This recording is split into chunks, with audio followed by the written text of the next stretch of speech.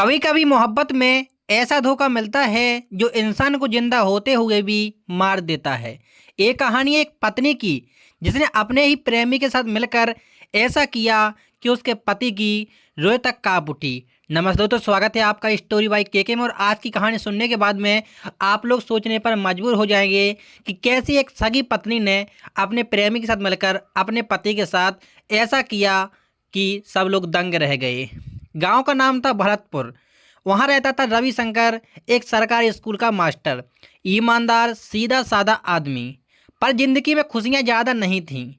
उसकी पत्नी पूनम सुंदर थी, पर रवि के सीधेपन से अक्सर ऊब जाती थी। वो कहती, दिन भर किताबों में डूबे रहते हो, जिंदगी में रोमांस कहाँ है। रवि बस मुस्कुरा देता, पूनम सच्चाई में ही सबसे बड़ा रोमांस होता है। एक दिन रवि के स्कूल में एक नया क्लर्क आया, अमित। हंसमुख, स्मार्ट और बातों से दिल जीतने वाला। रवि अक्सर उसे घर ले आता क्योंकि गांव में वही उसका अकेला दोस्त था। लेकिन धीरे धीरे अमित की नज़रें रवि पर नहीं, रवि की पत्नी पूनम पर टिकने लगीं। वो छोटे छोटे बहाने ढूंढने लगा। भाभी, आज चाय तो आप ही बनाएं, आपकी बनाई चाय का स्वाद कुछ और है। और पूनम मुस्कुराकर उसकी बातों से खोने लगी। दिन बीतते गए और दोनों की नज़दीकियाँ बढ़ती गईं। रवि को कभी शक नहीं हुआ क्योंकि वो अपनी पत्नी पर भरोसा करता था। पर पूनम अब रवि से दूर और अमित के पास जाने लगी। मोबाइल पर छिप छिप कर बातें, कभी मंदिर के बहाने तो कभी बाजार के। एक दिन पड़ोसन ने रवि को कहा, भाई साहब, आपकी पत्नी किसी के साथ अक्सर दिखाई देती है। रवि मुस्कुराया, मेरा भरोसा है उस पर। लेकिन अंदर से उसका दिल कांप गया था। एक दिन रवि घर जल्दी लौट आया। दरवाज़ा अंदर से बंद था। उसने धीरे से झांका और देखा उसकी पत्नी और अमित एक साथ बैठे हैं। पूनम ने जैसे ही रवि को देखा वो सिहर गई। अमित तुरंत वहाँ से भाग गया। रवि ने कुछ नहीं कहा, बस एक लाइन बोली, पूनम, मैंने आज अपने भरोसे को मरते देखा है। वो रात रवि पूरे घर में चुपचाप घूमता रहा, ना गुस्सा ना आवाज़, बस खामोशी। अगले दिन रवि ने पूनम को बुलाया और बोला, तुमने मेरे भरोसे को तोड़ा, लेकिन मैं चाहता हूँ कि तुम अपने फैसले पर सोचो। पूनम रो पड़ी, मुझसे गलती हो गई रवि, लेकिन मैं अब उस अमित से भी बदला लूँगी।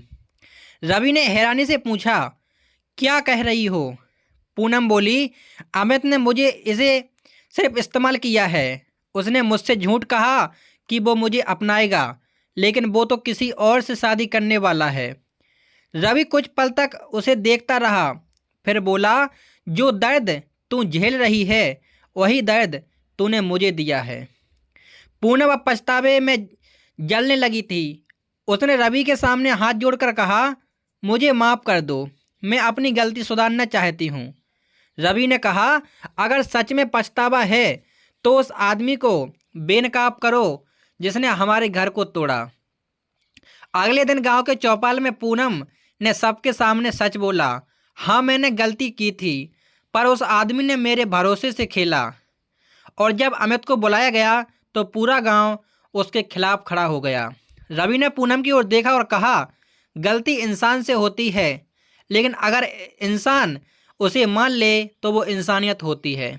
पूनम जमीन पर बैठकर रो पड़ी, रवि ने मुझे तुम्हें खो दिया। रवि ने कहा, नहीं पूनम, तू खुद को वापस पाले, वही मेरी सज़ा और वही तेरी माफ़ी होगी। पूनम ने अपनी ज़िंदगी को बदलने का फैसला किया। उसने गांव की लड़कियों के लिए एक महिला शिक्षा केंद्र खोला ताकि कोई और औरत उसके जैसी गलती ना करे।